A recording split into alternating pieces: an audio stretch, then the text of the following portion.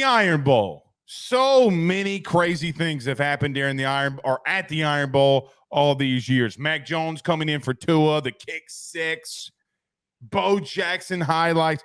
So many different things have happened in the Iron Bowl. Joe, this rivalry is the ultimate neighbor versus neighbor.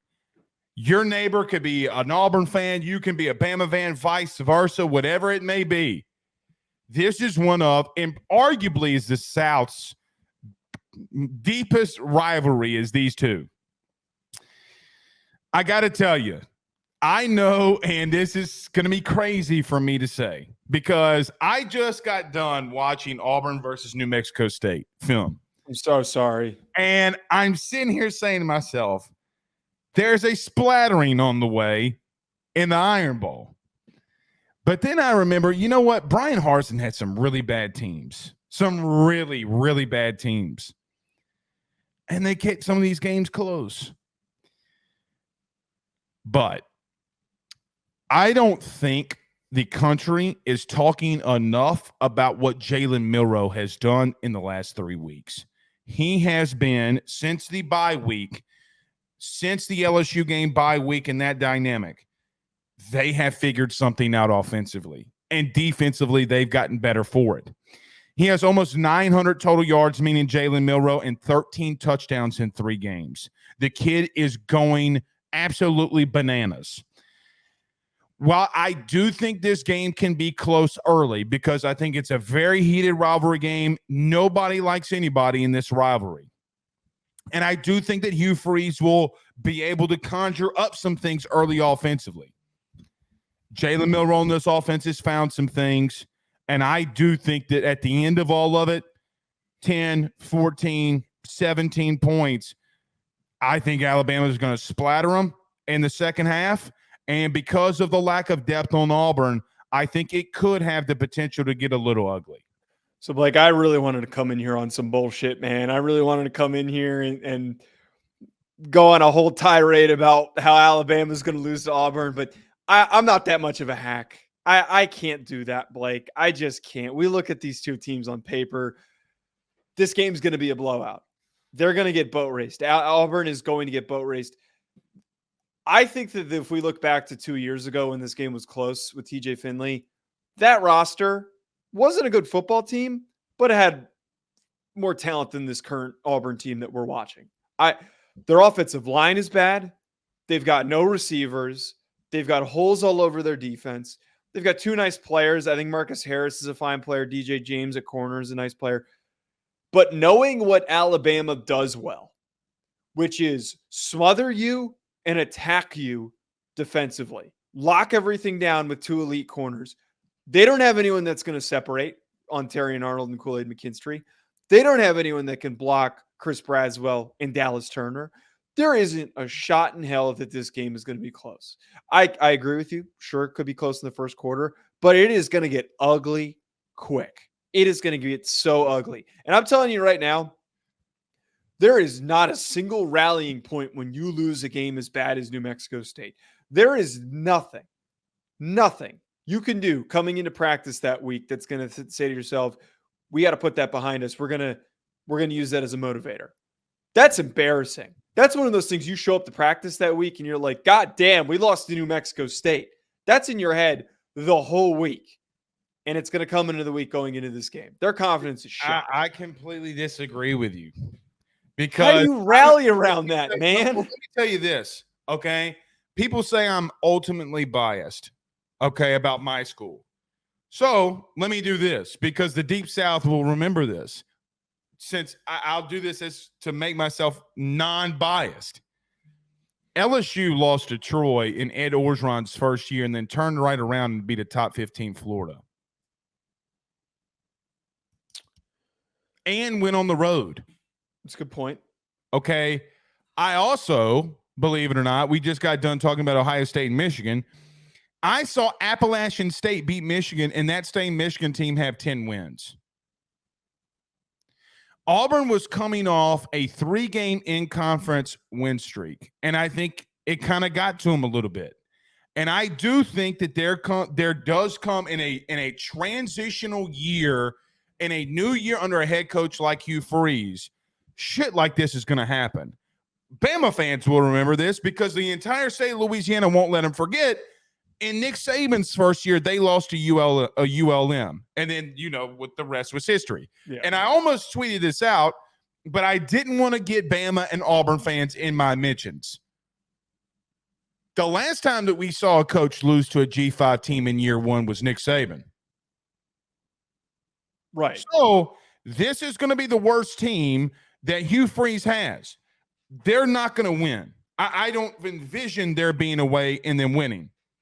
Bama is going to come out and play man-to-man, bump and run coverage on the outside. They're going to stack the box because there's only one thing offensively that Auburn does well. Joe, believe it or not, they are a top 25 team in rushing offense this year. Yes. They have been good at running the football. But Bama's secondary has been so good at times, they're going to play bump and run man-to-man, and they're going to say, hey, Peyton Thorne, Ashford, whoever is going to play, Rudy Poo at quarterback, it doesn't matter who's going to be back there. You're going to have to beat us by throwing the football, and that's what Saban's going to do.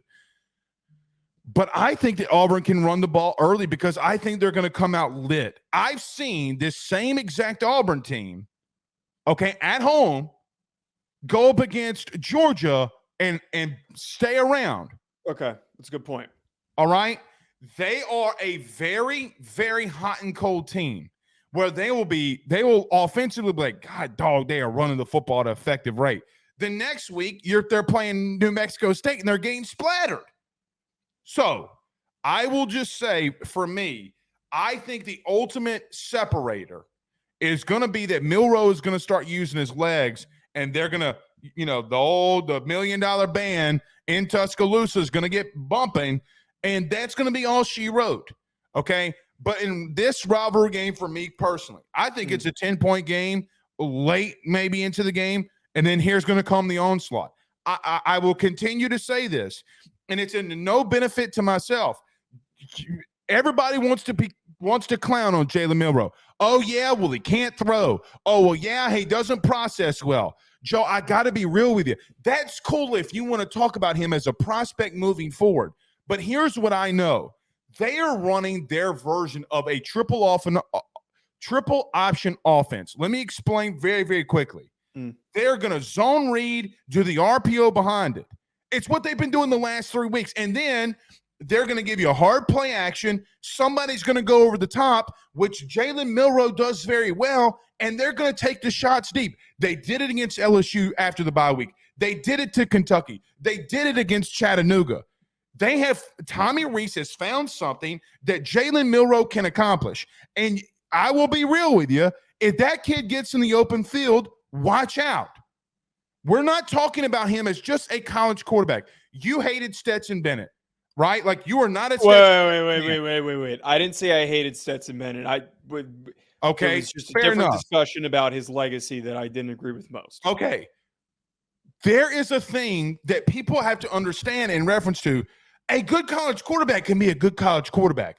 Yeah, I've always said that. I'm going to say it. He is playing at a level that if you would not have just seen the first half of his year, you would say, man, that he might not be able to throw at an effective rate, but dude, they are getting better offensively. I still stick behind the fact that if we look at the totality of the defenses that he's played, now he's got confidence. I think that that's the advantage here for them is that they offensively have confidence. You think that Mark Stoops does not have – I know Kentucky has no dudes that he's faced. Like, he's not going up against defenses that are consistent or – we saw him separating from Harold Perkins in the open field. I would call him a dude.